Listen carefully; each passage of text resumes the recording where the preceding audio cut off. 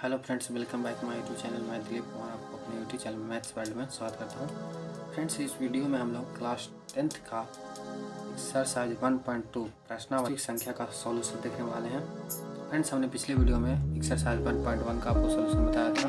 I hope आपने देखा होगा। चलिए फ्रेंड्स, हम स्टार्ट करते हैं। हमें पहला नंबर क्या करना है कि निम्नलिखित संख्याओं का अभाज्य गुणनखंड के गुणनफल के रूप में व्यक्त कीजिए। तो फ्रेंड्स, एक्सरसाइज 1.2 हो गया। इसका सॉल्यूशन हम देखेंगे। क्या का नंबर क्वेश्चन पहला कह रहा है। पहला नंबर हमारा क्वेश्चन है 140। फ्रेंड्स, इसका हमें अभाज्य गुणनखंड करना है। तो इसका क्या हो जाएगा फ्रेंड्स, 140। देखिए फ्रेंड्स, इस क्वेश्चन को सोल्व करने के लिए हम इसका 140 का गुणनखंड करेंगे। अब गुणनखंड करेंगे वो कैसे होगा वो आपको बताते हैं। उसका गुणनखंड करने के लिए हम लोग बचपन में जैसे काट छाट करते थे कि 2 से नहीं लग रहा है तो 3 से 4 से ऐसे करते जाते थे। उस तरह से इसका जब गुणनखंड करेंगे हम, तो उस तरह से हमें शुरुआत करना, हमें 2 से फर्स्ट 2 टाइम्स, अगर 2 टाइम्स नहीं हो रहा था 3 4 5 6 ऐसे ही करके आगे की ओर बढ़ना रहता है। तो यहाँ पर 2 टाइम्स हम लगाते हैं तो हमारा आ जाएगा 70। आगे भी लग रहा है तो आएगा 35। अब यहाँ से 2 से फिर नहीं लग रहा तो 3 से देखेंगे तो नहीं लग रहा, 4 से देखेंगे तभी नहीं लग रहा, 5 से लग रहा तो 5 से लगा देंगे। ये हमारा हो गया गुणनखंड कंप्लीट। अब इसको लिख सकते हैं हम 140 इक्वल टू 2 गुना 2 गुना 5 गुना 7। अब देखिए फ्रेंड्स, कोई भी अंक चाहे 2 3 4 5 6 7 कोई भी अंक रहे, अगर वो 1 से अधिक मरते आता है तो जितना मरते वो आएगा उसके पावर उतना हो जाएगा। तो 140 को यहाँ से लिख सकते हैं। 140 को यहाँ देखिए फ्रेंड्स, 2 हमारा 2 टाइम्स 2 बार आया है तो इसे लिख सकते हैं 2 का स्क्वायर इंटू 5 इंटू 7 हो गया इसका आंसर। क्वेश्चन नंबर सेकंड देखिए। क्वेश्चन नंबर सेकंड है हमारा 156। इसका आप गुणनखंड कीजिए तो आ जाएगा, 2 मरते लगाइए तो आ जाएगा 78, फिर 2 मरते लगाइए आ जाएगा 39, फिर 3 मरते लग रहा है हमारा, 2 मरते नहीं लग रहा 13। यह हो गया इसका कंप्लीट। यहाँ से 156 मरते बराबर हो गया 2 इंटू 2 इंटू 13 इंटू 3 इंटू 39। यहाँ से हो गया 156 इक्वल टू हम लिख सकते हैं, 2 हमारा 2 टाइम्स आया तो इसको लिख सकते हैं 2 का स्क्वायर गुना 3 इंटू यहाँ 13 होना चाहिए 13, यहाँ पे 13 हो गया इसका अभाज्य गुणनखंड कंप्लीट। क्वेश्चन नंबर थर्ड क्या कहता है, थर्ड कितना है 38 25। इसका गुणनखंड कीजिए आप 38 25 का, तो हमारे पास 38 25। देखिए फ्रेंड्स, यहाँ पर हम 2 टाइम्स नहीं लेगा 3 टाइम्स करते हैं तो हमारे पास कितना है 12 7 5 आ जाएगा। फिर 3 टाइम्स लगाते हैं 4 2 5 ये आ गया। फिर लगाते हैं हम, फिर 3 टाइम्स नहीं लग रहा हमारे पास, या 3 टाइम्स लगा तो चेक करेंगे। यहाँ से 3 टाइम्स हमारे पास नहीं लग रहा तो 5 टाइम्स लगाएंगे तो आ जाएगा 8 5। यहाँ फिर 5 टाइम्स लगेगा 17। अब देखिए फ्रेंड्स, इस 38 25 को हम लिख सकते हैं 3 हमारा 2 बार आया तो लिख सकते हैं 3 का स्क्वायर गुना 5 भी 2 बार आया तो 5 का स्क्वायर गुना 17। ये हो गया इसका अभाज्य गुणनखंड कंप्लीट। क्वेश्चन नंबर 4 देखिए। क्वेश्चन नंबर 4 क्या है 5005। इसका आप अभाज्य गुणनखंड कीजिए तो आ जाएगा 5000।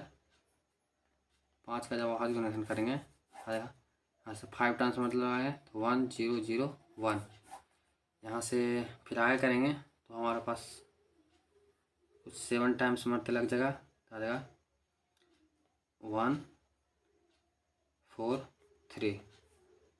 फिर आगे कीजिए, 8 से नहीं लेगा 9 से भी नहीं लेगा 10 से 11 से करिए तो कर जाएगा 30 मरते। तो इस 5005 को हम लिख सकते हैं 5 इंटू 7 इंटू 11 इंटू 13। यह हो गया अभाज्य गुणनखंड किसका कंप्लीट। क्वेश्चन नंबर 5 देखिए फ्रेंड्स। क्वेश्चन नंबर 5 क्या है 74 29। इसका अभाज्य गुणनखंड करना है हमें। तो 74 29 को कीजिए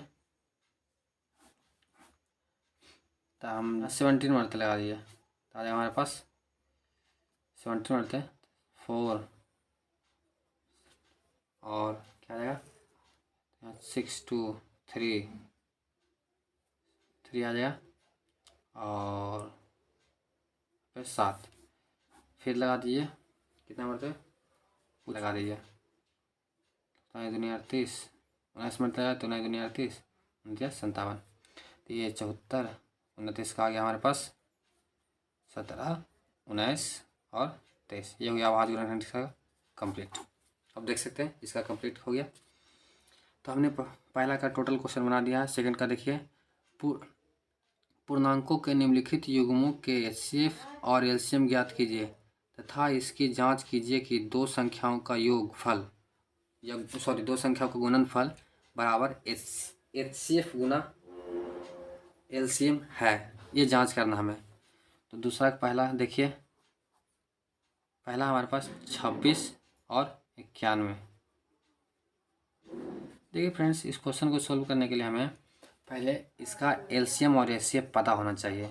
तो आप इसका पहले एलसीएम निकालिए। एलसीएम निकालने के पास हमारे पास दो तरीका है, एक तो आभाज्य गुणनखंड करके निकाल सकते हैं या फिर हमने जो बचपन में पढ़ा उससे भी निकाल सकते हैं। तो हम आज आभाज्य गुणनखंड की वजह से निकालते हैं। तो 26 का आभाज्य गुणनखंड आ जाएगा 2 × 13। 91 का आ जाएगा हमारे पास 7 × 13। तो आप एलसीएम बता सकते हैं, एलसीएम इसका हो जाएगा 13 × 2 7 × 2। इसका एचसीएफ हमारे पास आ जाएगा 13। हमने आपको बताया था इसका बेसिक हमने एक वीडियो बनाया उसमें ज़रूर देखें तो आपको बेटर समझ में आएगा कि हमने यहाँ पे एचसीएफ ऐसे ही क्यों लिखा, फिर एलसीएम ऐसे क्यों लिखा। हमने बेसिक में इसका मतलब बताया था, आप वीडियो ज़रूर देखें उसको। तो हमारा एचसीएफ कितना हो गया 13 और एलसीएम हमारा आ जाएगा 172 कुछ एलसीएम आ जाएगा। तो हमारा एलसीएम आ गया 172 और एचसीएफ आ गया हमारे पास 13। अब कह रहा है यहाँ पर दो संख्याओं का गुणनफल, हमारे पास दोनों संख्या दिल था ये और ये। तो हमने पढ़ा था एक फार्मूला A × B बराबर एलसीएम × एचसीएफ। मतलब होता है दो संख्याओं का गुणनफल बराबर एचसीएफ × एलसीएम, ये होता है बराबर। तो दोनों संख्या कितना दिल था 26 × 91 बराबर 100। हमारा एलसीएम कितना है 172 × 13। आप इसको मल्टीपल कर दीजिए तो हमारे पास जब हम इसका मल्टीपल करेंगे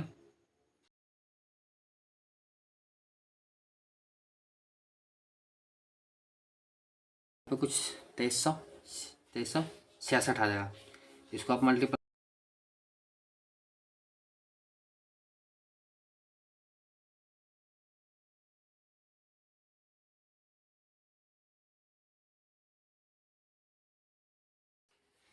यहाँ पे सॉरी फ्रेंड्स, यहाँ पे 182 होना चाहिए, हमने गलती से लिख दिया 182 यहाँ पे होगा और यहाँ पर भी 182 होगा। अभी जब ये दोनों का मल्टीपल करेंगे तो हमारे पास 366 बराबर 366। आप देख सकते हैं कि दो संख्याओं का गुणनफल बराबर आ गया एलसीएम × एचसीएफ के। क्वेश्चन नंबर सेकंड देखिए, क्वेश्चन नंबर सेकंड है 510 और 92। अब इस क्वेश्चन का सॉल्व करते हैं। 510 का आभाज्य गुणनखंड आप कीजिए तो आज हमारे पास 510 का आभाज्य गुणनखंड कीजिए आप तो 510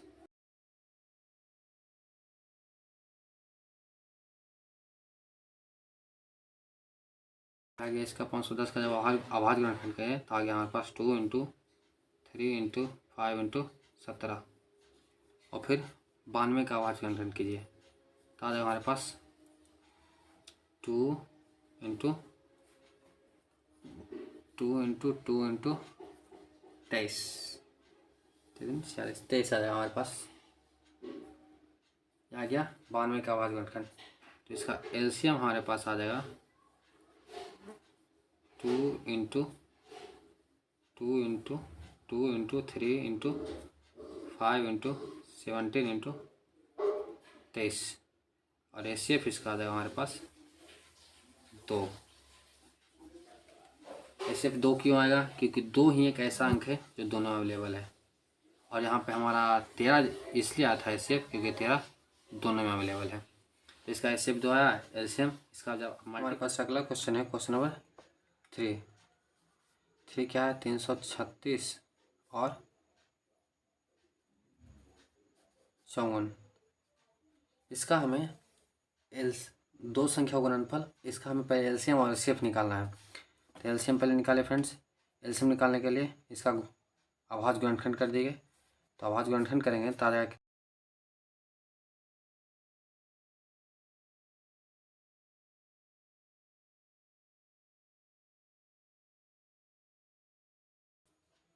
इसका अभाज्य गुणनखंड करें तो हमारा देखिए 2 हमारा 4 टाइम्स आया है, तो 2 के पावर 4 तो 3 इंटू 7 हो जाएगा।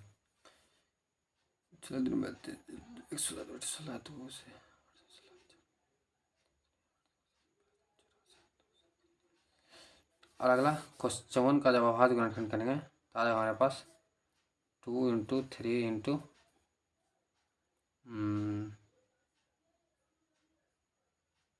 2 इंटू 3 इंटू 9, ये आ जाएगा फ्रेंड्स। अब इसका एलसीएम जब करेंगे हम, एलसीएम तथा एचसीएफ, एलसीएम और एचसीएफ, यहाँ पे एलसीएम जब करेंगे हम तो देखिए 2 हमारा एचसीएफ तो 2 आ जाएगा क्योंकि 2 दोनों में मिल रहा है, 2 और 3 दोनों में मिल रहा है। तो पहले तो 2 निकलेगा और 3 निकलेगा। और एलसीएम की बात करें तो आ जाएगा हमारा 2 गुना 2 गुना 2 गुना 2 गुना 3 गुना 9 गुना 7, ये हो गया हमारा एलसीएम और ये हो जाएगा एलसीएफ। एचसीएफ हमारा आ जाएगा 6 और एलसीएम का जब मल्टीपल करेंगे तो हमारा आ जाएगा 7 दूना 108, 108 दूना 216, 216 दूना 432, 432 गुना 7, 14, 17, 21, 28, 30, ये आ जाएगा इसका 4 दिन 14, 21, 22, ये आ जाएगा इसका एलसीएम। तो हमारा एलसीएम आ गया है 30, 24 और एचसीएफ है हमारा 6। अब दोनों संख्याओं का गुणनफल और एचसीएफ गुना एलसीएम हम लोग जानते हैं ए गुना बी बराबर एचसीएफ गुना एलसीएम, एचसीएफ गुना एलसीएम। तो यहाँ से हो जाएगा 336 गुना 54 बराबर आ जाएगा 30, 24 गुना 6, ये आ जाएगा। अब देखिए फ्रेंड्स जब इसका मल्टीपल करेंगे तो हमारे पास कुछ 18, 1, 4, 4 आ जाएगा। इस तरह भी मल्टीपल करेंगे तो हमारे पास उतना ही शायद आ जाएगा, उतना ही आ जाएगा। तो आप देख सकते हैं एलसीएम और एचसीएफ का गुणनफल दोनों संख्याओं का गुणनफल के बराबर हो गया। तो क्वेश्चन नंबर 2 तक हमने कंप्लीट कर लिया। क्वेश्चन नंबर 3 देखिए, 3 का क्वेश्चन नंबर फर्स्ट 12, 15 और 21 क्या कर रहा है क्वेश्चन में, अभाज्य गुणनखंड विधि के द्वारा निम्नलिखित पूर्णांकों के एचसीएफ तथा एलसीएम निकालें। तो पहले इसका गुणनखंड कर देना हमें।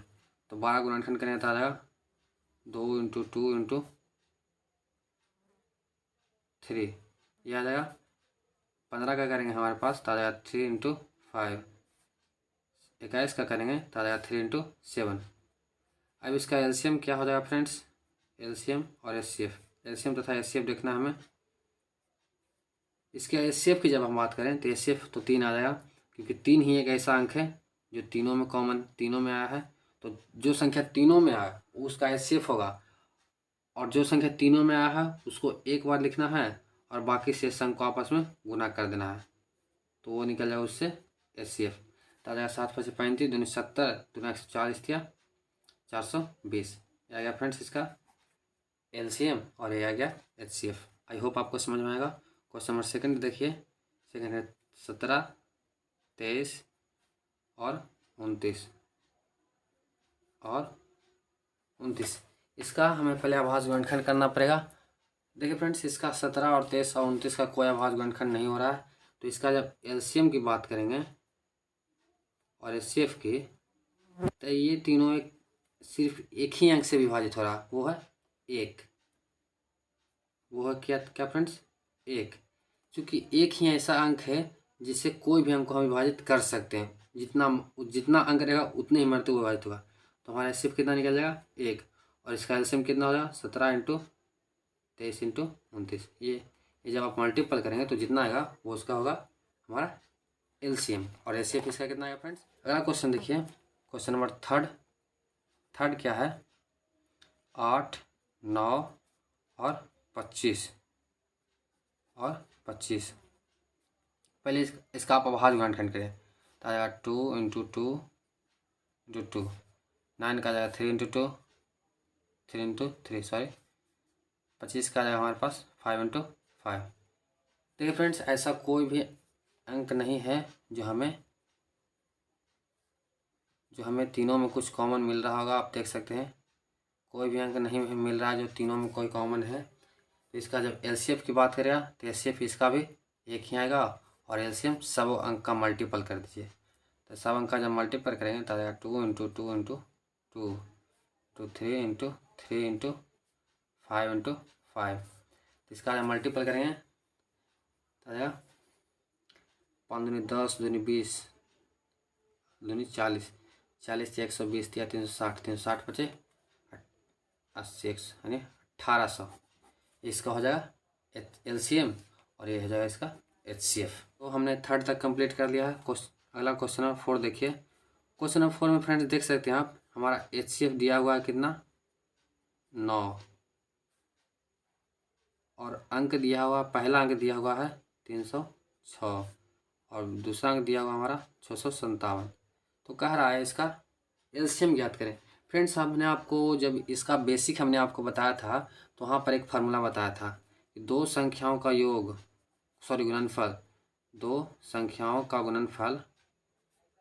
गुणनफल उसके एचसीएफ तथा एलसीएम के बराबर होता है। एचसीएफ तथा एलसीएम के गुणनफल के बराबर होता है, यह हमें आपको बताया है। तो इसमें क्या करेंगे, दो संख्या गुणनफल यानी इसको ए इंटू बी भी लिख सकते हैं हम, बराबर एचसीएफ गुना एलसीएम। ये होता है फार्मूला एक। इसमें देखिए फ्रेंड्स, ए हमारा दिया हुआ है, बी भी दिया हुआ है और एलसीएम एचसीएफ दिया हुआ है, एलसीएम पूछ रहा है। तो ए का वैल्यू हमारे पास है 306, बी का वैल्यू 657, एचसीएफ का वैल्यू है 9 गुना यहाँ पे हो जाएगा एलसीएम। तो यहाँ से एलसीएम बराबर हम लिख सकते हैं, एलसीएम बराबर क्या लिख सकते हैं, 306 गुना 657 बटा 9। आप इसे काट दीजिए, यहाँ से हो जाएगा 7 टाइम्स में कट जाएगा तो आएगा 2 7 यहाँ पे 3। अब इसका जब मल्टीपल कीजिएगा आप 306 इंटू 73, तो इसका जब मल्टीपल करिएगा तो आएगा 22 कुछ 33 8। ये निकल जाएगा इसका एलसीएम। बस हमने इस फार्मूला का यूज किया है, आप खुद से देख सकते हैं। हमने बेसिक में इस फार्मूला का बताया था यूज। क्वेश्चन नंबर 5 देखिए फ्रेंड्स। क्वेश्चन नंबर 5 क्या कर रहा है, जांच कीजिए कि किसी प्राकृत संख्या n के लिए संख्या 6 के पावर n अंक 0 पर समाप्त हो सकती है। ये हमें जांच करना है, तो हम जांच करते हैं। पहले तो 6 के पावर n है, 6 के पावर n है, इसका अभाज्य गुणनखंड करिए। 6 के पावर n का अभाज्य गुणनखंड, जब इसका अभाज्य गुणनखंड करेंगे हम तो क्या आ जाएगा हमारे पास, 2 इंटू 3 के पावर n, कुछ ऐसे आ जाएगा। जब इसका अभाज्य गुणनखंड करेंगे तो हम लोग जानते हैं कोई भी प्राकृत संख्या जो शून्य पर समाप्त होती है उसका अभाज्य गुणनखंड 2 इंटू 5 के पावर n के रूप में होता है। हम लोग क्या जानते हैं फ्रेंड्स कि कोई भी प्राकृत संख्या जो शून्य पर समाप्त होती है, मतलब कोई प्राकृत संख्या आप ले लिए, मतलब एक से लेकर चले जाइए जितना आगे तक, तो प्राकृत संख्या हम लोग जानते हैं, गिनती संख्या को प्राकृत संख्या कहते हैं। तो वहीं कह रहा कोई भी प्राकृत संख्या जो शून्य पर समाप्त होती है, मतलब उसका अंतिम में लास्ट में शून्य आना चाहिए, तो उसका जो अभाज्य गुणनखंड होगा इस रूप में होता है। अगर शून्य पर समाप्त हो रहा तब, यहाँ पर शून्य पर, अगर इसके अलावा कोई अलग फंक्शन में आ गया, अलग रूप में आ गया, तो वो शून्य पर समाप्त नहीं होगा। अतः लिख सकते हैं, अतः 6 के पावर n अंक शून्य पर समाप्त नहीं होगी, अंक शून्य पर समाप्त नहीं होगी, ये हो गया फ्रेंड्स इसका। अब सिंपल यहाँ पे लिख सकते हैं एक लाइन क्या, पहले तो इसका अपवाद गुणनखंड लिख दिए और फिर एक लाइन आपको क्या लिखना है कि हम लोग जानते हैं प्राकृत संख्या, कोई भी प्राकृत संख्या शून्य पर समाप्त होती है उसका अभाज्य गुणनखंड इस रूप में रहता है, 2 × 5 के पावर n के रूप में रहता है। अब फिर नीचे लिख देना क्या, अतः 6 के पावर n शून्य पर समाप्त नहीं होगी, ये उसका जांच हो गया। क्वेश्चन नंबर 6 देखिए क्या है।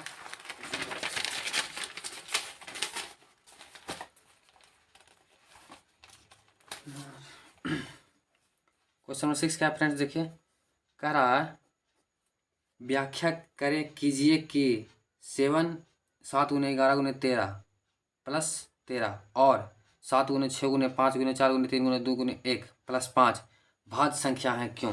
तो पहले देखिए फ्रेंड्स यहाँ पे 2 गो है, एक तो ये दिया हुआ है और एक ये दिया हुआ है, दोनों हम अलग अलग कर सकते हैं। इसको मान लेते ए, तो ए बराबर लिख सकते हैं हम 7 × 11 × 13 प्लस 13। अब इसमें देख सकते हैं आप कुछ कॉमन आ रहा होगा, तो आ रहा है क्या कॉमन 13, यह आ जाएगा 7 × 11 प्लस 1, यहाँ से आ जाएगा ए बराबर आ जाएगा 13 × 77 प्लस 1, यहाँ से आ जाएगा ए बराबर 13 × 78। हम लोग जानते हैं भाज्य संख्या किसने कहते हैं, जो एक और स्वयं के अलावा किसी दूसरी संख्या से विभाजित हो। तो देखिए फ्रेंड्स यहाँ पे भाग चेक क्या करना है, भाज्य संख्या है क्यों। जब आप इसका मल्टीपल कीजिएगा तो वो जो संख्या हमें प्राप्त होगा वो 1 से विभाजित होगा और खुद से भी तो होबे करेगा और कोई अन्य संख्या से विभाजित हो सकता है, ये तो इसके लिए हो गया। अब क्वेश्चन नंबर बी में लिखिए, बी में क्या है 7 × 6 × 5 × 4 × 3 × 2 × 1 प्लस 5। अब इसमें भी देखिए 5 कॉमन आ रहा है, तो 5 कॉमन कर लिए, तो 7 × 6 × 4 × 3 × 2 प्लस 1,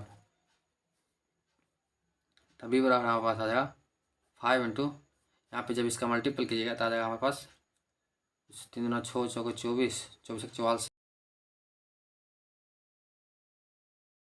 सॉरी 1008 प्लस 1, आ जाएगा बी बराबर 5 × 1009, ये आ जाएगा। इसका भी मल्टीपल आप कीजिएगा तो वो भी संख्या जो है 1 से विभाजित होगा, स्वयं से भी होगा और किसी अन्य संख्या से विभाजित होगा। तो इसलिए हम लिख सकते हैं अतः प्राप्त संख्याएं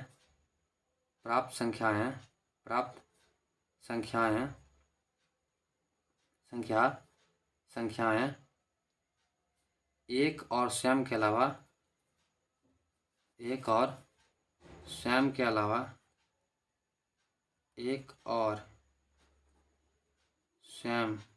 मतलब खुद के अलावा किसी दूसरी संख्या से विभाजित हो रही है, स्वयं के अलावा किसी दूसरी संख्या से भी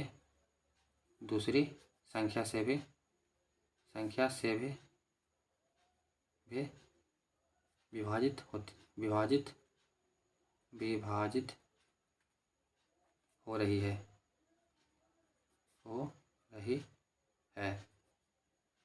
अतः लिख सकते हैं कि ये संख्या भाज्य है। अतः ये संख्या क्या है फ्रेंड्स, भाज्य है। अतः ये संख्या भाज्य है, हो गया ये संख्या भाज्य हैं, हो गया। क्वेश्चन नंबर 7 देखिए, आई होप आपको ये क्वेश्चन समझ में आया होगा। भाज्य संख्या क्या होता है आप जान जाएंगे, तो इसको आप सोल्व कर सकते हैं। क्वेश्चन नंबर 7 क्या है, किसी खेल के मैदान के चारों ओर एक वृत्ताकार पथ है। इस मैदान का एक चक्कर लगाने में सोनिया को 18 मिनट, जबकि इसी मैदान को चक्कर लगाने में रवि को 12 मिनट लगते हैं। मान लीजिए वो एक ही स्थान और एक ही समय चलना प्रारंभ करते हैं, तो एक ही दिशा में चलते हैं, मतलब चलना तो साथ ही प्रारंभ करते हैं और चलना प्रारंभ करके एक ही दिशा में जाते हैं। फ्रेंड्स समझिएगा क्वेश्चन, वो एक ही समय में भी चलते हैं और एक ही दिशा में चलते हैं, तो कितने समय बाद वे पुनः मतलब पुनः प्रारंभिक स्थान पर मिलेंगे, मतलब जहाँ से उन्होंने दौड़ना चालू किया था। मान लीजिए ये मैदान है हमारा वृत्ताकार, ये वृत्ताकार मैदान है। मान लीजिए यहाँ से सोनिया और रवि, जो दो लड़का और लड़की हैं, यहाँ से दौड़ना उन्होंने प्रारंभ किया, दोनों एक साथ और एक ही दिशा में। मान लीजिए इस दिशा में वो दौड़ रहे हैं, तो कह रहा कितने मिनट बाद, मतलब कितने मिनट बाद ये पूरा मतलब मैदान को चक्कर लगाकर ये पुनः इसी स्थान पर पहुँच जाएंगे, ये क्वेश्चन कह रहा। तो इस क्वेश्चन को सोल्व करने के लिए हमें कुछ नहीं करना है, बस 12 और 18 जो मिनट दिया हुआ उसका हमें सिंपल एलसीएम निकाल देना है। तो आप 12 और 18 का एलसीएम निकाल दीजिए, जो आंसर आएगा वही आपका उत्तर होगा। तो यहाँ से 12 का भाग गुणन कर दीजिए तो आ जाएगा 2 इंटू 3। 18 का जब करेंगे तो आ जाएगा 2 इंटू 3। इसका एलसीएम क्या आ जाएगा फ्रेंड्स, 2 इंटू 3 इंटू 3 हो गया, फिर 2 इंटू 3, 3 6 दूनी 12 36, यानी ये इसका हो गया आंसर, यानी 36 में। यानी लिख सकते हैं अतः वे दोनों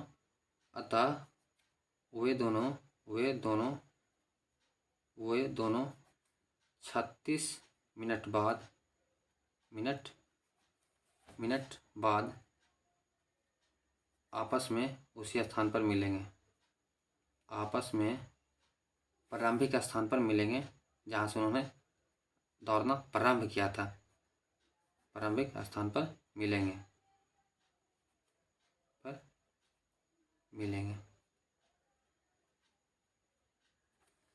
तो चलिए फ्रेंड्स, आपका चैप्टर नंबर 1.2 का हमने टोटल क्वेश्चन का सॉल्यूशन बता दिया है।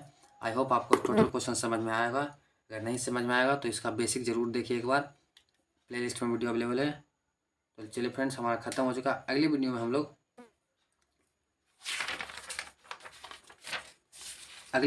चैप्टर नंबर 1.3 लाएंगे और उसके अगले में चैप्टर नंबर 1.4। और फ्रेंड्स, जब ये चैप्टर हमारा समाप्त होगा तो आपको कुछ इंपॉर्टेंट क्वेश्चन दिया जाएगा बोर्ड के लिए। तो वीडियो अच्छी लगी है तो लाइक करें, दोस्तों के साथ शेयर करें, और चैनल पर नए हैं तो चैनल को सब्सक्राइब जरूर करें। Thank you.